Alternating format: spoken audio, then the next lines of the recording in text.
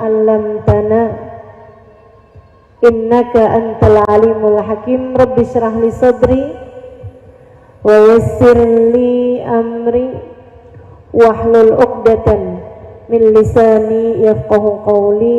Amma ba'du. Sama-sama kita hormati, kita muliakan sahibatul bait Ibu Dokter Hirza beserta seluruh keluarganya. Kita doakan semoga selalu berada dalam rahmat ridha Allah Subhanahu wa taala, selalu dalam lindungan dan bimbingan Allah Subhanahu wa taala. Dipanjangkan umurnya, disehatkan badannya, dimudahkan urusannya, dikabulkan hajatnya, dibahagiakan hidup dunia akhiratnya. Segenap Hubabah, ya, ibundanya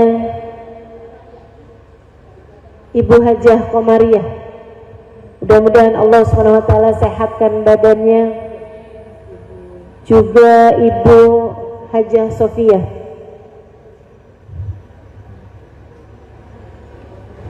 mudah-mudahan semua keluarga besar dari Kiai Haji almarhum Tahir,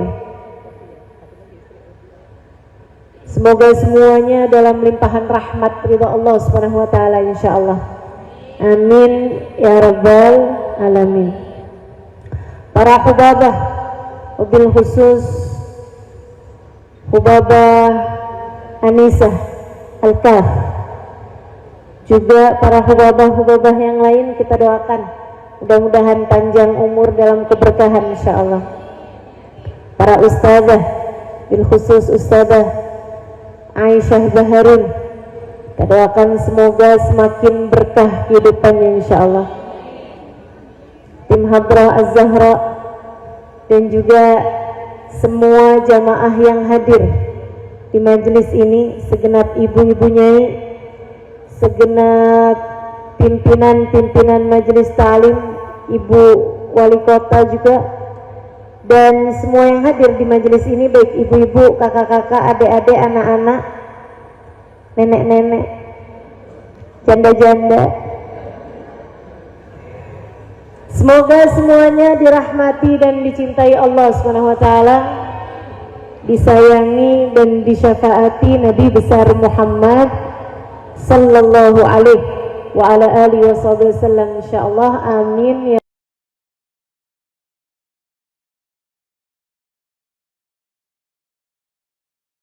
Manusia hidup di atas muka bumi ini, Kak, Bu, Dek, semuanya tergantung dari nasib.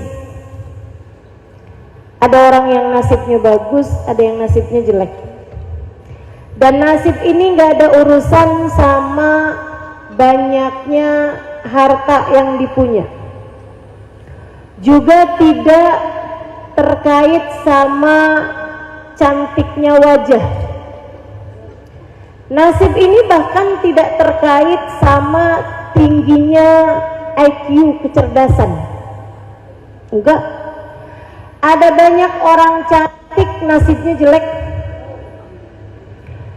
Ada juga orang kaya nasibnya jelek. Ada juga orang miskin nasibnya jelek.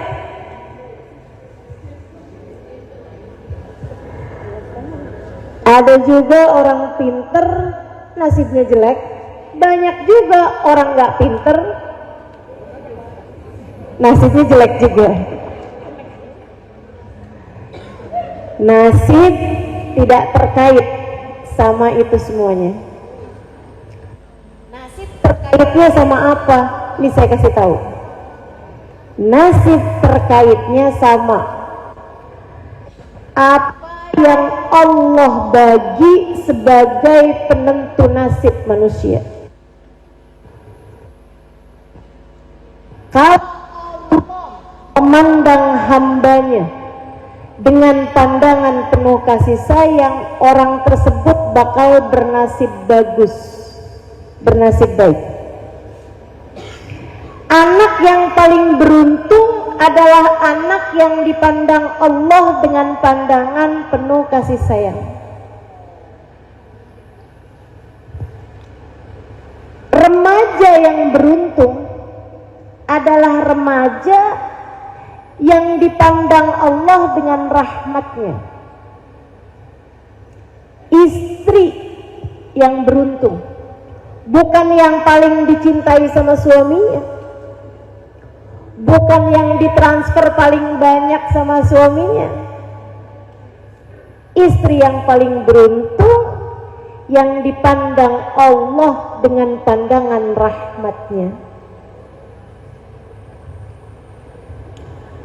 Suami yang beruntung juga seperti itu, bukan yang dicintai istrinya paling banyak.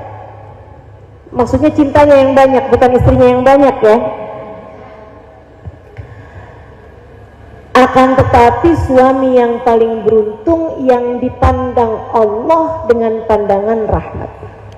Ibu yang beruntung, bukan ibu yang punya anak paling pintar, paling berprestasi, bukan.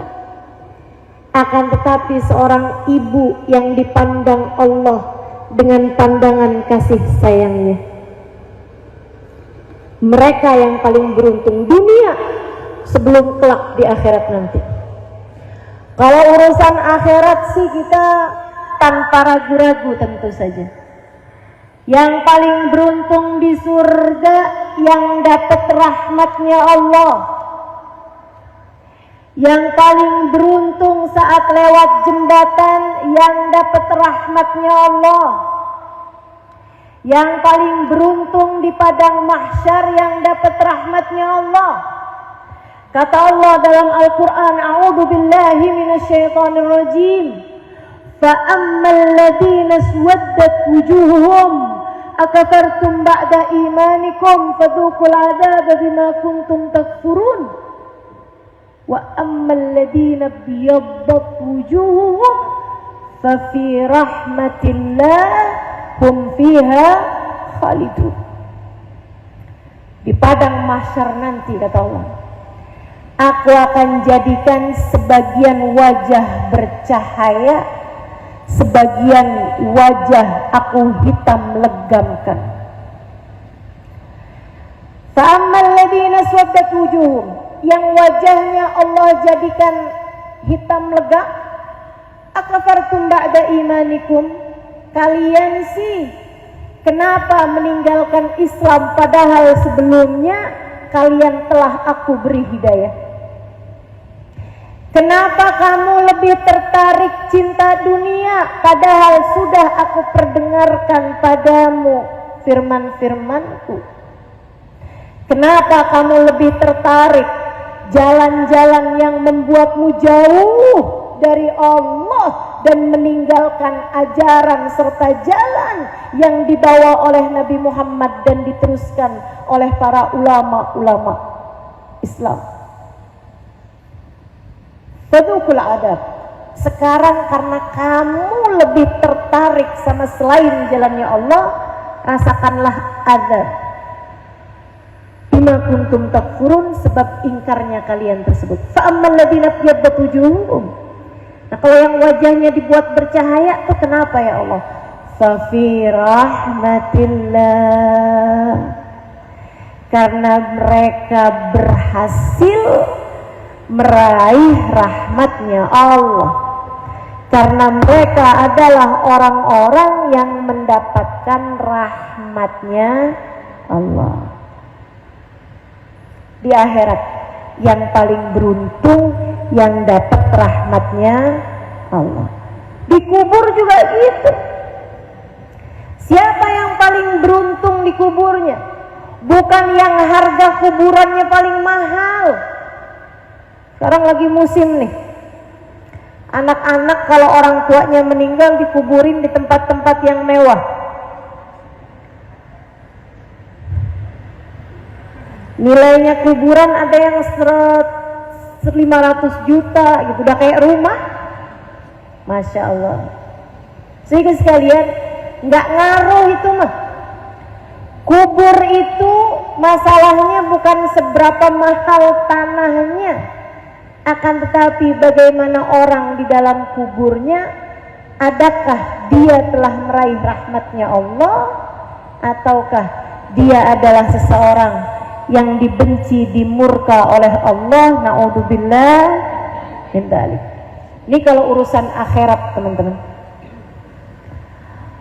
Diawali urusan akhirat itu dari saat ajal datang menjemput.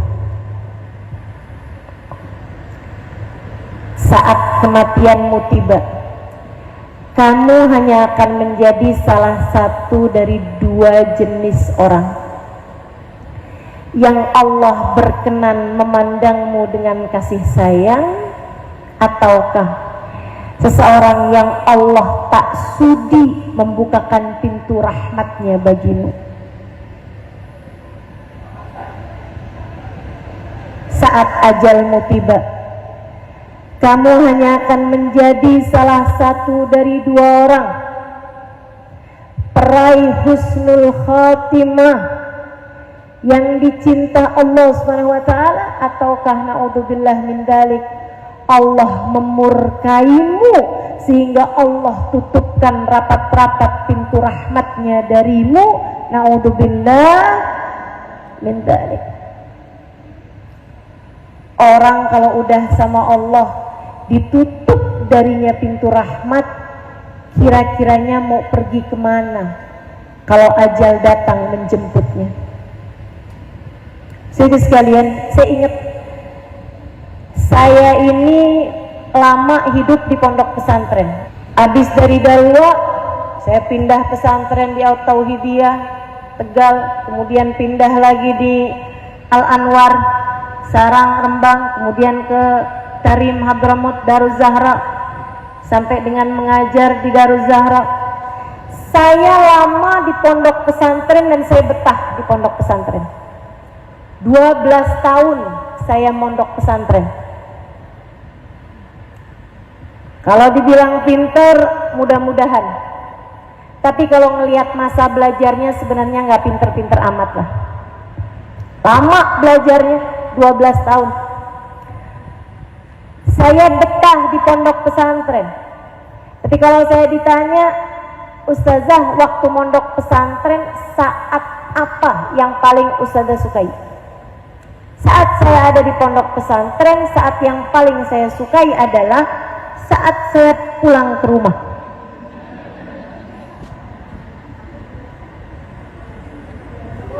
Seneng bener saya hitungin harinya, kurang berapa hari lagi gitu. Kenapa gitu?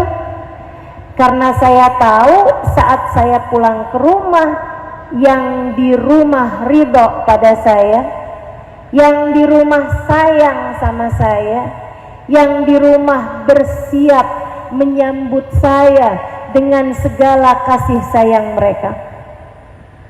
Umi saya udah tanya mau dimasakin apa, abah saya tanya mau diajak jalan-jalan kemana, mau dibeliin apa.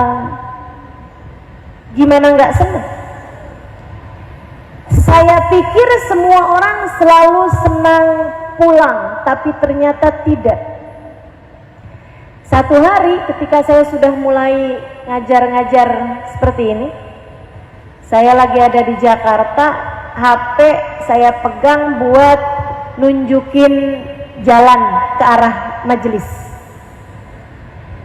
Di tengah jalan, waktu handphone saya pegang itu, ada telepon masuk, membuat saya nggak bisa lihat petanya. Mau nggak mau saya mesti angkat, padahal biasanya saya tidak mengangkat telepon dari nomor yang tidak saya kenal. Jadi nggak usah coba-coba telepon saya. Saya pun mengangkat nomor telepon tersebut karena saya mau bilang sama dia tolong tutup teleponnya, sebab HP-nya sedang saya pakai buat tunjuk jalan. Ketika saya angkat, suara tangisan seorang perempuan. Nyesek banget nangisnya. Sampai mau saya tutup, kesian. Akhirnya saya bilang sama yang nyetirin saya, kita minggir dulu aja. Saya tanyain, kamu kenapa? Dia bilang, maafin saya Ustazah. Kamu siapa? Saya, Ustazah nggak kenal sama saya. Ya makanya saya tanya. Ustazah nggak perlu kenal siapa saya. Oke, baiklah. Ustazah kasih tahu saya mesti ngapain.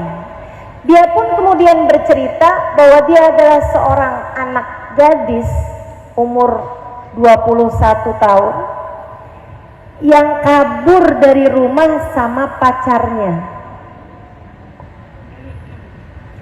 Dia sekarang galau, dia sekarang gelisah, dia tidak tahu apa yang harus dia lakukan. Dia kemudian telepon temennya memberikan nomor telepon saya. Teman-teman sekalian, saya karena terkait sama hukum fikih, saya mesti jelas tanya sama dia. Adakah kamu sekarang sedang hamil? Dia bilang, enggak Ustazah. Alhamdulillah.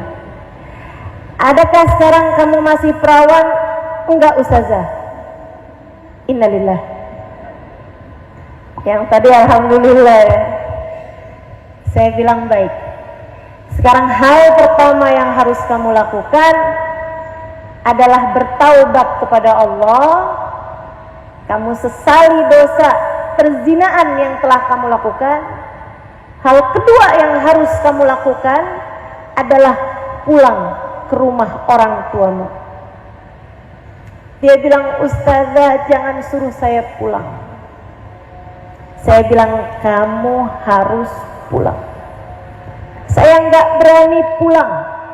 Saya takut pulang. Kenapa saya bilang? Sebab pasti orang tua saya benci saya. Pasti orang tua saya mengusir saya. Pasti orang tua saya tidak akan berkenan menerima saya. Saya bujukin dia untuk tetap mau pulang. Kemudian saya pun menutup telepon sesudah mendoakan dia. Saya jadi tahu ternyata tidak semua orang suka pulang. Enggak semua orang senang pulang. Kematian adalah seperti itu. Kematian adalah saat kepulanganmu kepada Allah. Teman-teman saudara sekalian, kematian adalah saat kepulanganmu kepada Allah. Ada yang senang ketika pulang kepada Allah karena dia tahu yang dia temui ridho padanya, karena dia tahu yang dia temui penuh kasih sayang padanya, karena dia tahu yang dia temui bersiap menyambutnya. Akan tetapi ada juga orang-orang yang ketika datang kematian dia ketakutan setengah mati. Kenapa? Dia tahu yang di dalam rumah tak berkenan untuk menerimanya. Dia tahu yang dia temui membencinya. Dia tahu yang akan dia temui, yang dia pulang kepadanya tidak ridho padanya. Dan bu, kalau kamu punya satu keperluan, satu kebutuhan yang sangat mendesak, tapi di rumah kamu nggak ada, kamu mungkin akan telepon saudarimu, kamu mungkin akan datang kepada tetanggamu. Satu pintu menolak, kamu bisa datang ke pintu yang lain. Satu orang menolak, kamu bisa datang kepada orang yang lain. Akan tetapi kalau kamu mati, kamu tidak datang kecuali kepada Allah. Kalau Allah menolakmu, pintu siapa yang akan kamu ketuk kemudian? Kalau di saat ajal datang menjemput, Allah tutup rapat-rapat pintu rahmatnya darimu, kemana kamu akan pergi? Saudaraku sekalian yang saya muliakan, maka penting bagimu, penting bagiku, di sisa hidup yang Allah bagi kepada kita ini, untuk mulai mencari-cari rahmatnya Allah, untuk mulai menapaki jalan mendekatkan kita kepada kasih sayang Allah.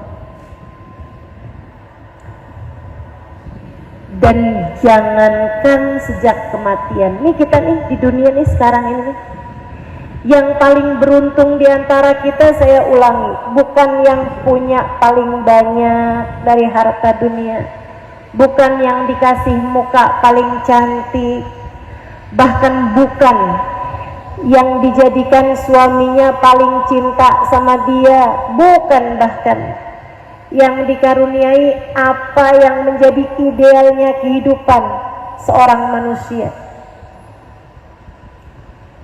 Bukan berarti kalau kamu belum menikah, kamu sudah pasti tidak beruntung. Bukan berarti kalau kamu sudah menikah tapi nggak dikasih anak, bukan berarti kamu bernasib yang tidak baik. Bukan berarti kalau kamu sudah punya anak, kemudian anakmu meninggal di usia kecil, bukan berarti kamu melihat nasibmu adalah nasib yang sangat buruk. Tidak, teman-teman saudaraku sekalian, tidak begitu. Yang bernasib buruk adalah yang dipandang Allah dengan pandangan murka.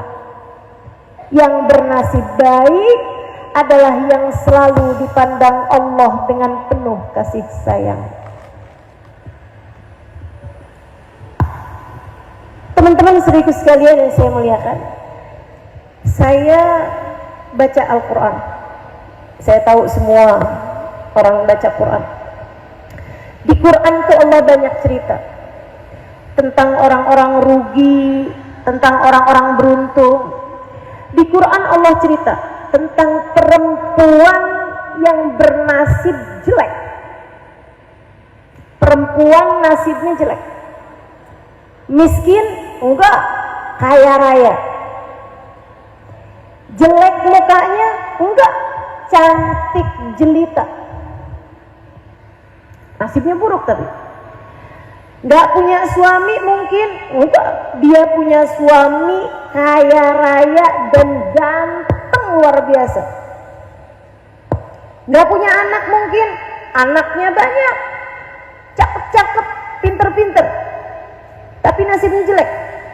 Namanya Ummu Jamil. Ummu Jamil. Siapa itu? Istrinya Abu Lahab. Abu Lahab itu paman Nabi Muhammad yang dari gantengnya, cakepnya mukanya sampai dipanggil dengan panggilan Abu Lahab, pemilik wajah yang menyala-nyala. Sementara istrinya ratu kecantikan kota Mekah, hingga dipanggil Ummu Jamil, ratu kecantikan. Beruntungkah? Tidak. Nasibnya baguskah? Enggak. A'udzu billahi minasyaitonir rajim. Tabbat yada Abi Lahabin wa tab. Celaka Abu Lahab, sungguh-sungguh telah celaka. Ma aghna anhu maluhu wa ma kasab. Hartanya enggak akan manfaat baginya, anak-anaknya enggak akan manfaat baginya. Wa imra'atuhu sayasla naran data lahab. Dia akan masuk ke dalam api neraka yang berkobar-kobar. Wa imra'atuhu, sama istrinya tuh si Ummu Jamil, hammalatal hatab, tukang bawa kayu bakar. Katanya kaya, kok bawa kayu bakar? Orang kaya nggak bawa kayu bakar dari zaman dulu juga. Dia punya pelayan, dia tinggal beli. Tapi kenapa Allah menceritakannya sebagai pembawa kayu bakar? Teman-teman sekalian, dia punya kebencian yang besar di hatinya kepada baginda Nabi Muhammad. Kebencian itu membuat dia kerjaannya nyari pohon-pohon, tumbuhan-tumbuhan yang banyak tumbuh di rawa-rawa dengan duri-duri yang panjang-panjang. Diambilin pohon-pohon tersebut, dia taruh duri-durinya di jalanan yang kiranya akan dilewati oleh Nabi Muhammad. Kebencian, mohon maaf, bikin orang jadi bahlul. Kebencian bikin orang jadi nggak bisa berpikir wajar. Ini Ummu Jamil, kalau nggak karena kebenciannya kepada Nabi Muhammad, dia perempuan cantik, anggun, elegan. Akan tetapi karena kebenciannya kepada baginda Nabi besar Muhammad SAW, bikin dia jadi kayak perempuan yang nggak normal.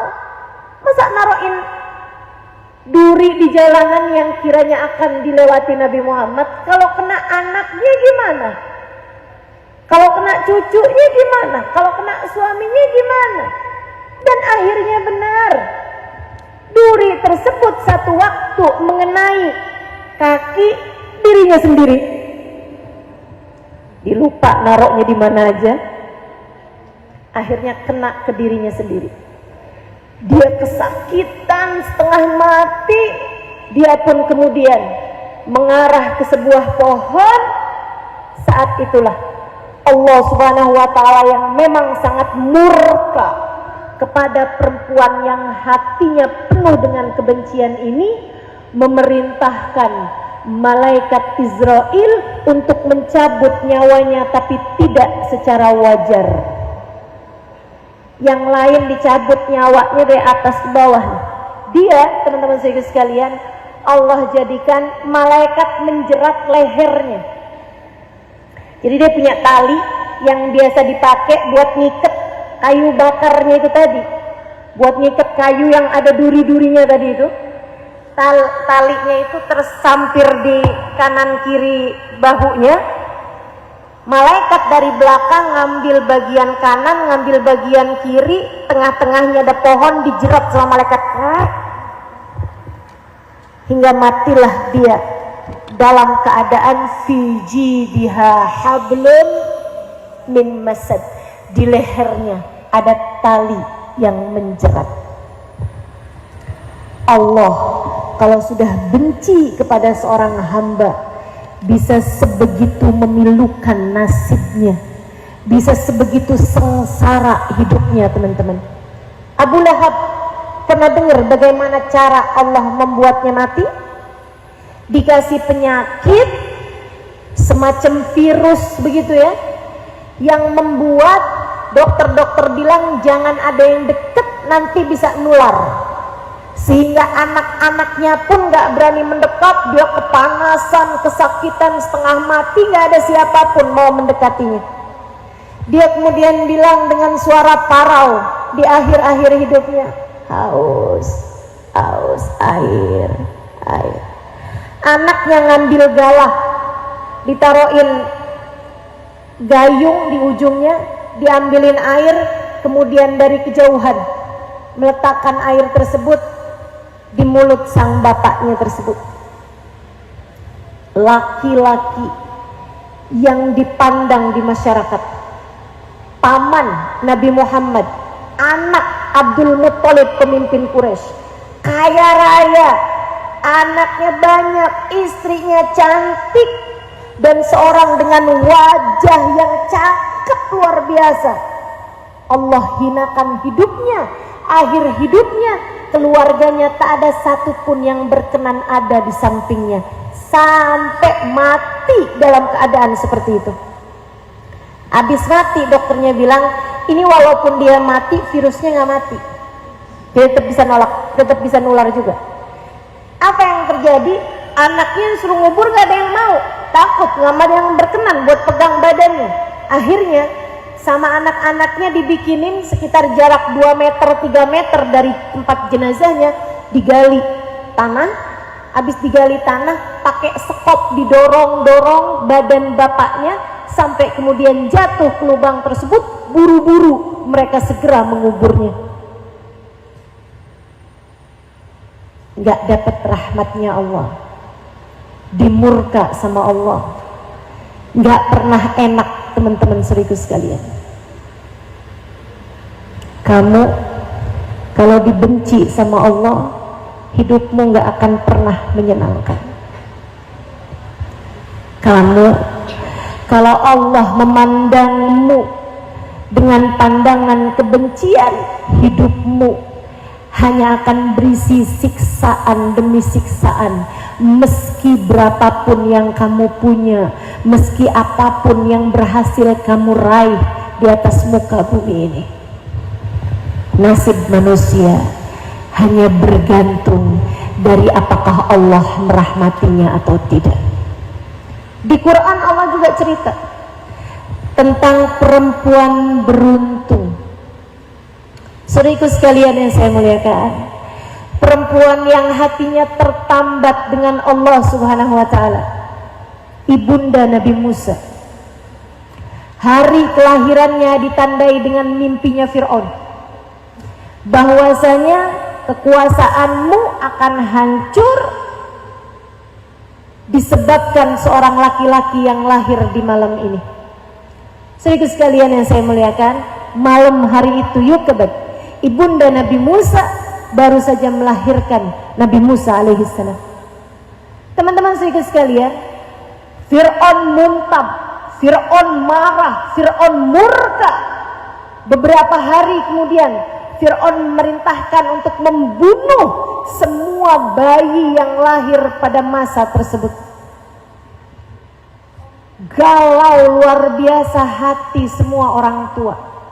Sampai tibalah waktu itu ketika pasukan Fir'aun datang ke kampungnya Nabi Musa. Ibunda Nabi Musa galau luar biasa, kacau hatinya. Ya Allah, apa yang harus saya lakukan terhadap putraku ini ya Allah? Teman-teman saudaraku sekalian yang saya muliakan, gak lama dia dengar anak laki-laki di rumah tetangganya yang semula menangis, gak lama kemudian tertebas pedang pasukannya Fir'aun hingga kemudian tewas seketika itu juga, diiringi dengan jeritan ibu, bapak dan seluruh keluarganya. Ibunda Nabi Musa semakin kalut. Dia minta kepada Allah, ya Allah, selamatkanlah anakku. Teman-teman, perempuan yang hatinya bersambung sama Allah, dipandang sama Allah dengan pandangan kasih sayangnya, Allah punya lebih dari 1001 cara untuk bisa menyelamatkannya. Allah perintahkan, letakkan dia di dalam kuali yang tengah menyala api di bawahnya itu. Sang ibu yang hatinya bergantung sama Allah, ketika Allah memerintahkannya seperti itu, malaha illa an taqul sami'na wa ata'na. Ya Allah, aku dengar dan aku penuhi perintahmu. Diletakkan anaknya di situ. Saudaraku sekalian, pasukan nyari nggak akan pernah kepikir dong. Masa ada orang tua anaknya mau dibunuh, daripada dibunuh sama pasukan Nabi Musa, mendingan sekalian aja dah dibuat marak. Ya mungkin. Sekalian aja dibuat rendang. Nggak mungkin kan dibuat gulai misalnya gitu, nggak ada. Mereka nggak kepikir ada seorang yang meletakkan anaknya di tengah kuali tersebut. Bawahnya api menyala. Selamatlah Musa, pasukan semuanya pergi. Sudah mereka mencari kesana kemari, nggak dapat anaknya. Kemudian sudah mereka jauh, ibunda Nabi Musa dengan panik membuka kuali tersebut. Di sanalah dia mendapati anaknya selamat tanpa kurang suatu apa. Allah kalau mau nyelamatin, apa sih yang orang bisa perbuat? Apa? Allah kalau mau menyelamatkan, api nggak bisa ngebakar. Allah kalau mau menyelamatkan, air tidak bisa membuat tenggelam. Allah kalau mau menyelamatkan, apapun aja bisa Allah berikan. termasuk kepadamu teman-teman. Kalau Allah mencintaimu, Allah menaikkanmu. Kalau Allah mencintaimu, Allah mendengar tiap keluh kesahmu.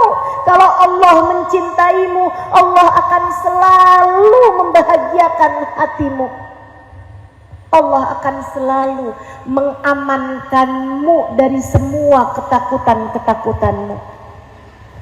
Lebih ajaib lagi, ibunda Nabi Musa berdoa meminta petunjuk pada Allah. Ya Allah, bagaimanapun orang nanti pasti akan dengar bahwa saya punya anak.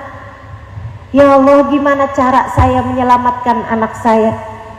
Allah bilang, alqihi fil yam, hanyutkan dia di sungai. Allah kalau punya urusan semau-mau Allah teman-teman. Minta diselamatin malah disuruh hanyutkan ke sungai. Dikerjain, hanyutin ke sungai.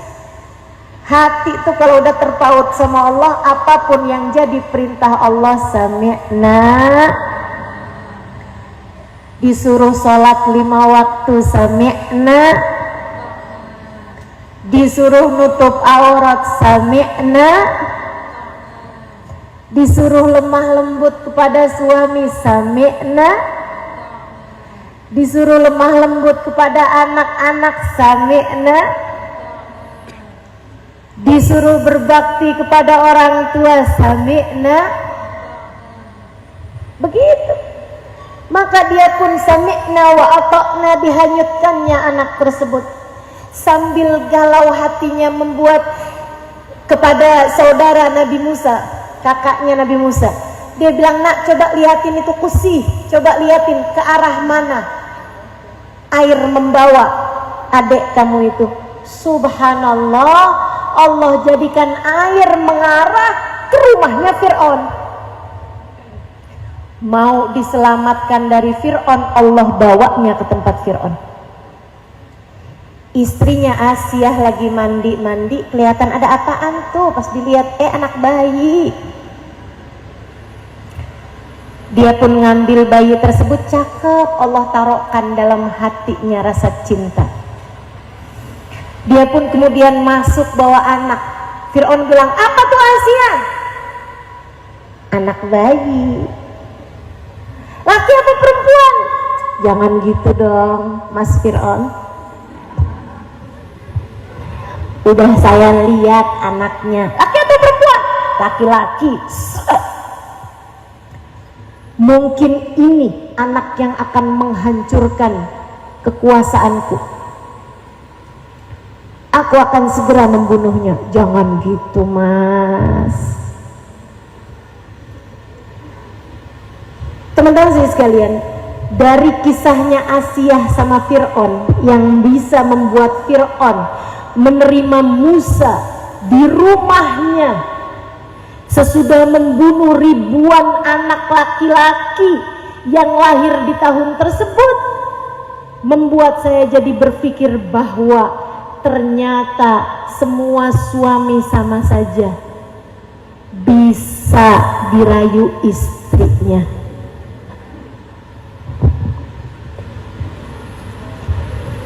Betul nggak? Suamimu nggak Fir'aun amat loh. Ayo belajar jadi perempuan yang pandai merayu. Belajar jadi perempuan yang hatinya bersambung sama Allah. Minta petunjuk pada Allah dalam segala keadaan. Itu pasti dibimbing terus-terusan. Yang saya bayangin, Asiyah ngomong begini, Fir'aun, bagaimanapun kalau itu adalah takdir yang harus kamu jalani, itu pasti akan terjadi mau atau tidak mau. Kalau anak yang dimaksud itu adalah anak ini, segala macam cara kamu menghancurkannya, kamu gak akan pernah bisa. Bukankah daripada anak ini jauh di mana-mana, jauh lebih aman bagimu kalau anak ini di rumah kita? Iya juga ya. dirawat. Anak lain dibunuh, anak yang akan menjadi kehancurannya Fir'aun malah justru dirawat. Lihat bagaimana cara Allah menyelamatkan hamba-hambanya. Nggak masuk di akal kadang-kadang. Ibunda Nabi Musa nangis di rumahnya, ya Allah. Ini bentar lagi nih Musa ditebas batang lehernya nih. Nabi Musa bentar lagi nih nggak selamat nih, ya Allah. Selamatkan Musa, ya Allah. Selamatkan Musa. Dia tidak berurusan dengan Fir'aun, dia tidak berurusan dengan Asia, dia tidak berurusan dengan siapapun. Hatinya hanya berurusan kepada pengendali semua manusia, Allah Subhanahu wa ta'ala. Teman-teman saudaraku sekalian, dari cerita ini kamu bisa tahu hati Fir'aun berada dalam kendali Allah, hati Asia dalam kendali Allah, hati raja-raja yang bahkan ngaku jadi Tuhan dalam kendali Allah. Apalagi hati suamimu itu, apalagi hati anak-anakmu. Kok kamu sampai ngerasa kewalahan ngadepin suami kamu? Kok kamu sampai ngerasa betapa sulitnya mendapatkan hati suami kamu? Kenapa kamu sampai sebegitunya gitu? Teman-teman saudaraku sekalian yang saya muliakan, kamu lupa. Kenapa kamu merasa capek ngadepin suami kamu? Kenapa kamu ngerasa putus asa ngadepin suami kamu? Karena kamu lupa hati suamimu berada dalam kendali Allah. Ingat-ingatin ucapan saya. Hati suamimu berada dalam kendali Allah. Makanya yang dilakukan sama Yukabat kayak begitu. Ya Allah, Musa ya Allah, selamatin ya Allah. Dan ibunda Nabi Musa tak peduli. Dia tahu semua ada dalam kendali Allah. Dia bilang, ya Allah, kembalikan Musa padaku. Ya Allah, aku tak sanggup berpisah dengan buah hatiku, kembalikan Musa padaku. Dan Allah kalau punya mau, teman-teman, bukan hanya Musa diselamatkan, akan tetapi faharramna alaihil maradi'. Kata Allah Subhanahu wa taala dalam surat Al-Qasas, maka aku pun halangkan dari semua para ibu-ibu susu min qabl. Faqalat hal adullukum ala ahli baitin yakfulunahu lakum wa hum lahu nasihun. Ibundanya nih, si Asia ini, ibu angkatnya nih, dia minta sama semua perempuan-perempuan yang lagi punya air susu, lagi punya ASI. Kalau punya susu semua ya, lagi punya ASI, dia minta untuk nyusuin Nabi Musa. Allah kemudian faharramna alaihil maradi'. Nabi Musa kecil, baru berusia beberapa hari, tiap minum air susu dari selain ibunya, semua dilepeh. Nggak ada yang dia mau. Bingung Asia kemudian. Asia akhirnya mengumumkan, siapapun di antara kalian warga negeriku yang sedang punya air susu, silahkan kemari. Aku akan menjadikannya ibu susu bagi anakku ini, dan aku akan penuhi kebutuhannya selama masa penyusuan. Ibunda Nabi Musa ngantri di antara perempuan-perempuan berasi. Semua dilepeh Nabi Musa sampai faradadnahu ilaih, kata Allah. Ajaib sih ini. Allah tuh terhadap hamba yang dirahmati ajaib, teman-teman. Alangkah beruntung jika kamu menjadi salah satunya. Allah kepada hamba-hamba yang dia cinta, yang dia sayang, melakukan segala keajaiban-keajaiban. Kata Allah, faradadnahu ila ummihi, aku kembalikan Musa kepada ibundanya. Biar kenapa ya Allah? Untuk membuktikan kekuasaanmu, biar orang semuanya tahu bahwa engkau kalau sudah menyelamatkan seseorang pasti akan selamat juga. Enggak, kata Allah, kai taqarra ainuha wala tahzan, biar ibunya tenang hatinya dan enggak sedih lagi, biar ibunya enggak nangis mulu, biar hati ibunya bahagia gembira. Kenapa gitu ya Allah? Sebab di sisi Allah air mata Yukabat begitu mulia. Sebab di mata Allah air mata dari seorang perempuan salehah begitu bernilai tinggi. Allah tidak mau air matanya jatuh untuk kesedihan-kesedihan duniawi. Kamu kalau dicinta sama Allah, Allah akan peduli setiap rasa hatimu, teman-teman. Kamu kalau dicinta sama Allah, Allah tak akan membiarkanmu bersedih hati. Sekarang terserah kamu, mau jadi Ummu Jamil atau mau jadi Yukabat. Pilihan ada padamu. Saat hidup ini, kalau kamu memilih, baiklah kalau begitu.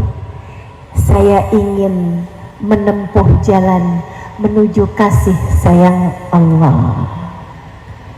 Saya ingin menjadi seorang perempuan yang bernilai di mata Allah. Saya ingin menjadi seorang perempuan yang memiliki hubungan erat, dekat, hangat dengan Allah Subhanahu wa ta'ala. Kalau kamu serius pengen menjadi yang seperti itu, saya kasih tahu jalannya. Ada 5 tangganya, saya cuma mau terangin tipis-tipis saja karena udah sore. Yang pertama, pertama utama, tinggalin dosa. Bertaubatlah dari dosa, apapun aja jenis dosanya. Kalau kamu di saat malam suamimu tidur, kamu WhatsAppan seorang laki-laki yang tidak halal bagimu, yang ketemuan saat reunian SMA, kamu bilang, suami saya nggak tahu ini, segeralah bertaubat. Suamimu tak tahu tapi Allah tahu. Kalau kamu di saat kamu sedang sendirian, kamu biarkan matamu, kamu biarkan telingamu mengerjakan hal-hal yang diharamkan Allah Subhanahu wa ta'ala, segeralah bertaubat, tinggalkan segala dosa. Sebab meski tak ada mata siapapun memandangmu, Allah Subhanahu wa ta'ala melihatmu, melihat hatimu. Dan yang lebih berbahaya, Allah melihat ketertarikanmu terhadap yang diharamkan Allah ta'ala. Allah tuh kalau lihat hambanya tertarik sama yang haram, Allah akan cabut darinya kenikmatan pada yang halal. Hati-hati, hati-hati. Saudara sekalian yang saya muliakan, hati-hati sama semua jenis perkara-perkara dosa, termasuk harta yang haram. Hati-hati. Lebih baik sedikit tapi halal daripada banyak akan tetapi haram. Ia dapat membakar dunia sebelum akhirat. Nggak lihat gimana yang haram-haram bikin apa tuh sama orang-orang yang kamu saksikan di acara kriminal di televisi. Bagaimana harta korupsi Bikin apa tuh teman-teman saudara sekalian? Bawa kemana? Bawa penjara, bawa kehinaan hidup dunia, bawa kepada derita demi derita. Itu belum akhirat, masih dunia. Tuh udah Allah tunjukkan betapa yang haram tidak akan membawamu kepada kenikmatan apapun, hanya akan membawamu kepada dosa demi dosa, hanya akan membawamu kepada rasa tersiksa. Gak ada enak-enaknya barang haram. Barang haram tuh kamu kerjain seneng sebentar, susahnya lama. Tapi kalau barang halal, kayak ibunda Nabi Musa Yukabet, ketika melaksanakan perintah Allah, nyuruh anaknya ditaruh di atas kuali nyala, kuali panas, dia laksanakan perintah Allah, galau, takut sebentar, senengnya lama. Ketika Allah menyelamatkan anak tersebut, Allah suruh bawa, hanyutkan di sungai, galau, takut, khawatir, gelisah. Berapa lama? Sejam, 2 jam, sehari, 2 hari. Sesudahnya senang untuk waktu yang sangat lama. Selalu seperti itu urusan dunia teman-teman. Gak usah tertarik sama barang haram. Kepengen punya yang dipunyain sama temen, sampai pinjol, sampai mau-maunya jadi simpenan om-om. Ada yang begitu, mohon maaf, sampai mau-maunya jadi yang orang-orang hujat, namanya pelakor.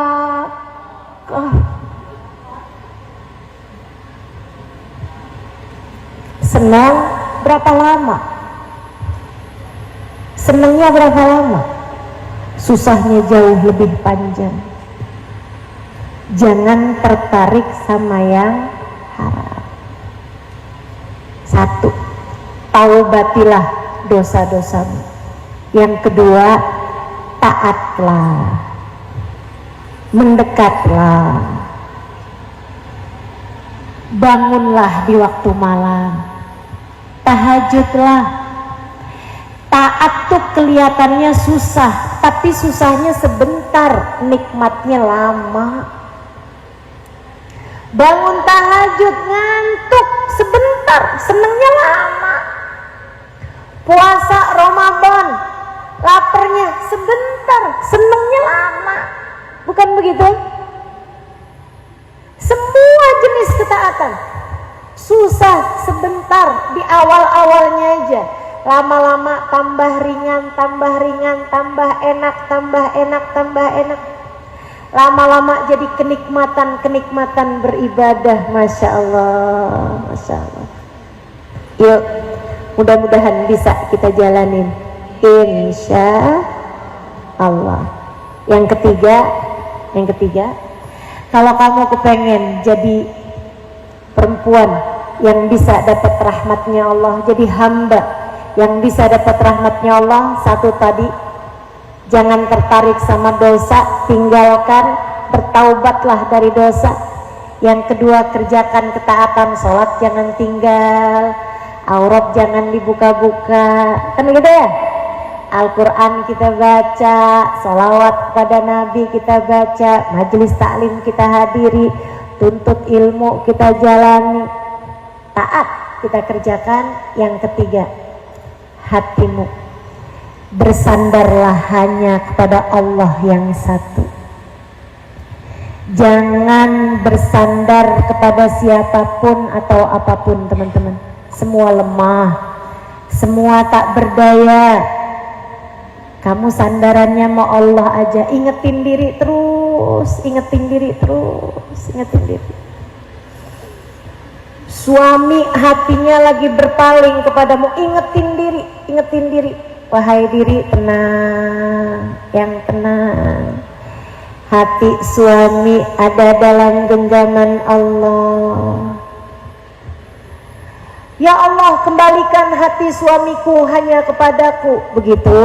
Enggak. Terus biarin aja nih hati suami berpaling kepada perempuan lain. Nggak gitu juga. Tapi kamu harus cari tahu kenapa Allah membuat hati suamimu berpaling darimu. Bisa jadi karena Allah melihatmu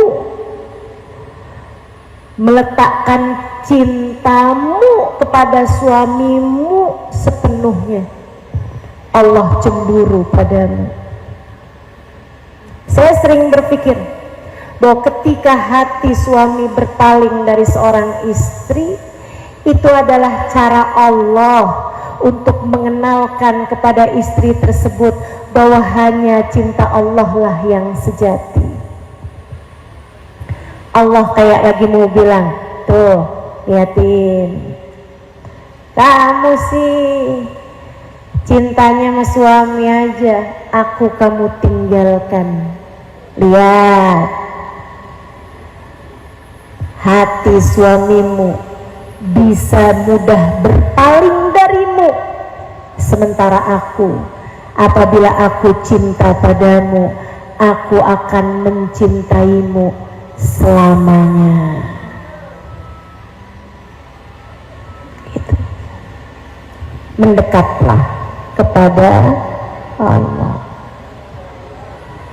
Teman-teman saudaraku sekalian yang saya muliakan, sandarannya sama Allah aja, sandarannya sama Allah aja. Bilang sama hatimu, ya Allah, saya lemah, akan tetapi bersama saya ada Engkau Dat yang maha kuat, maka saya tidak akan takut terhadap apapun. Ya Allah, saya sakit, tapi bersamaku ada Engkau. Dalam keadaan santai, hidupnya tenang terus, hidupnya santai terus.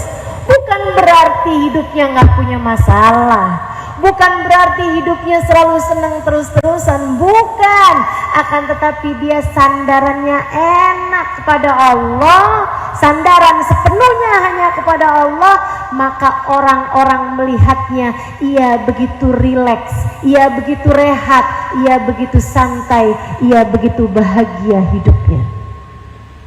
Ini kayak ibu-ibu nih, kalau ngelihat saya kayak begini kan kayak capek, tapi kalau ibu-ibu lihat saya kayak gini, enak kan? Santai.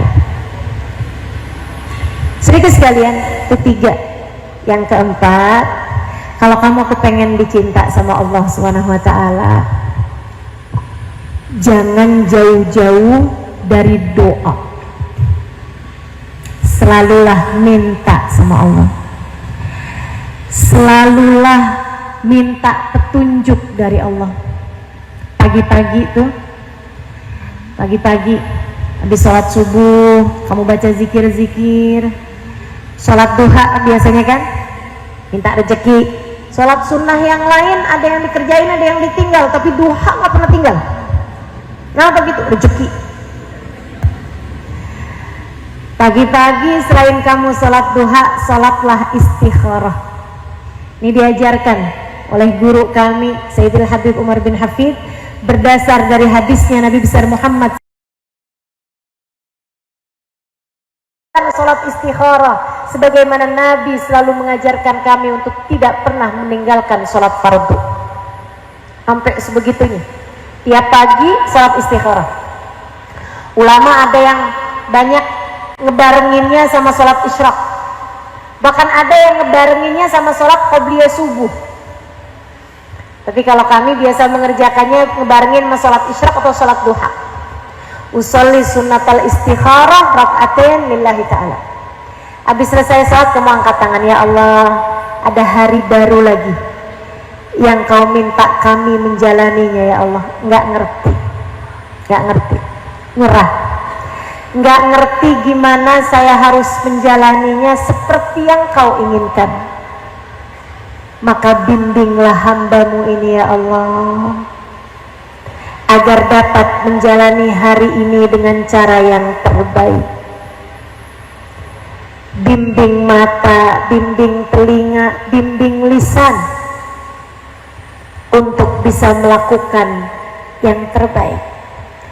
Bimbing hati, ya Allah, biar dapat merasakan semua rasa dengan cara yang terbaik.